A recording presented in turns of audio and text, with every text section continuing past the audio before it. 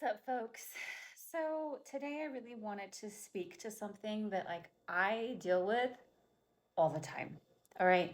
So, it became really clear to me at the beginning of 2023 that if you were going to be in my core circle, you couldn't be a coward. I have just such an aversion to cowardice because of all the fraying that it creates in communication and in relationships. And I actually let go of a friend because she just wasn't being forthcoming. And when I would call her out, she would just play dumb. And that's not that's not cool, right? And a lot of my audience is still from the yoga community, and so I'm going to reference some yoga for all of you here. Okay? Because I think it's really important to frame it in a language that makes sense to you guys. So, as you know, like the yoga community is a little obsessed with Ahimsa. Like, I don't know where Ahimsa gets so much precedence, but it has a lot of the talking power for whatever reason in the community. And Ahimsa is all about nonviolence, right? The problem with the way that Ahimsa has been communicated in our recent collective culture is that it means to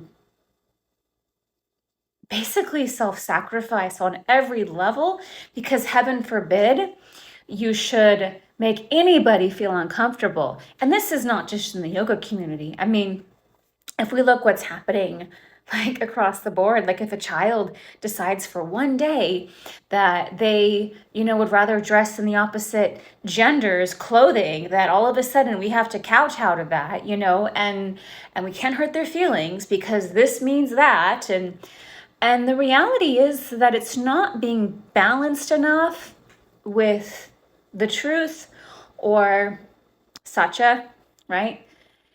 And I really just think that we need to talk about it, because the reason that I can't have cowards in my inner circle is because my inner circle needs to be a space that is safe.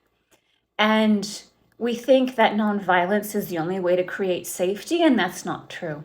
If you are not being honest and truthful, you are also not creating a safe space for people.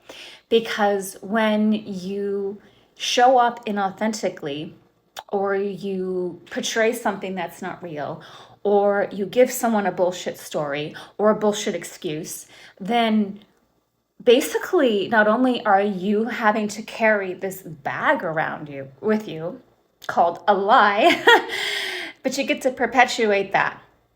So if someone keeps bucking up against that, you get to keep perpetuating it. Like, let's say you make an excuse, right? Like, I don't want to do this because blank. And let's say it's you say you're too busy. Like, that's a common one. Oh, I'm too busy. The reality is you're too uncomfortable, or you don't want to. But we say we're too busy because we think it's a nicer way to tell someone, to put them off, when in reality, we're lying to both of us, both parties.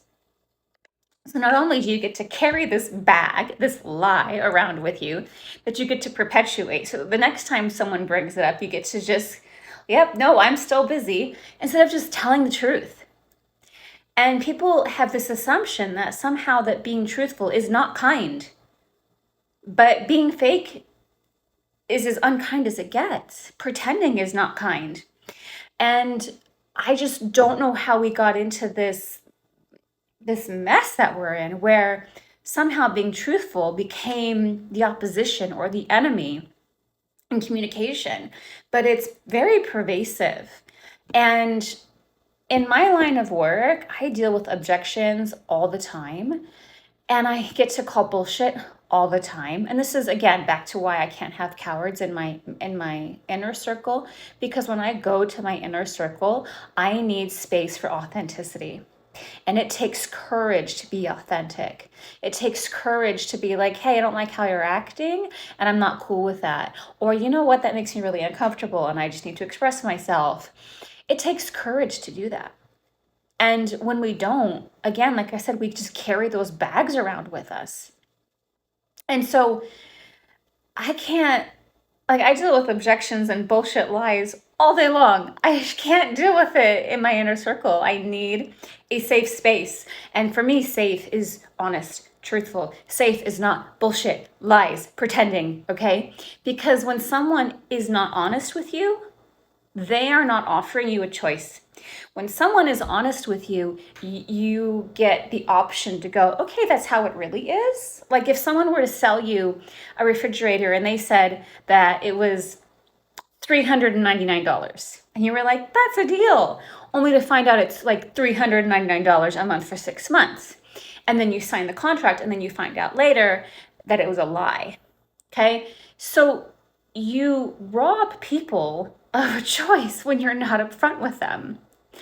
And the work is not in saving face or lacking confrontation. The work is in how can I present this information in a way that is diplomatic? I mean, that's really it.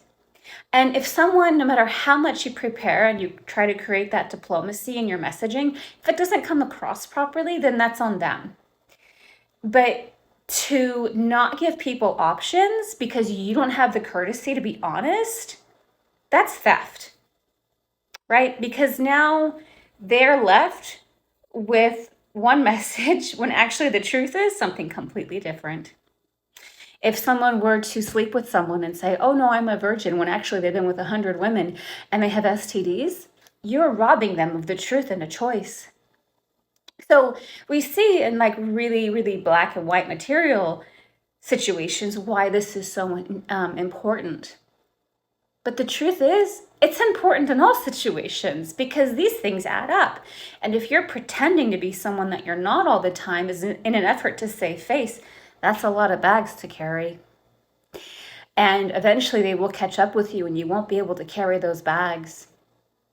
So when people are not truthful, like I really, really, really, really, really have zero tolerance for it because it's really one of the few things you can give someone that costs nothing.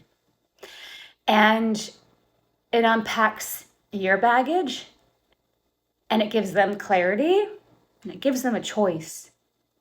When you are not honest, you rob people. And I don't like to think of myself as a thief. I always like people to know where they stand so that they have a choice. Because anything else, manipulation, again, not conveying who you really are, being fake, pretending, withholding information, trying to put up a facade or an image, these things aren't real. And then people are buying into something that's not true. And again, I want you to think of it that way, like Asteya, non-stealing. So for my yoga friends who, really value your practice, I'm not trying to be rude here, but at the same time, I do feel like I need to call some of you out because Ahimsa is not the end-all be-all.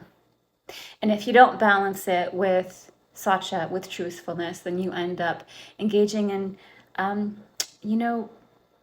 Steya, right? Because Asteya would be non-stealing. So I think it's important that you look at these things, that when we communicate with people, that we are being congruent with ourselves first and sharing a message that is on point with others so that they have clarity and they have options. And if they don't like the truth, then it's better that you know sooner than later. That's less time in the game that you have to carry those bags. So again, like our culture has just become so inundated with the idea that saving face is somehow more valuable than being truthful. It's not, because in the end, you know what's going to win? The truth. It just will. So I hope that was helpful today, guys. And that's one of my biggest pet peeves. But follow for more, and I hope to see you guys around later. Have a good one. Talk to you soon. Bye.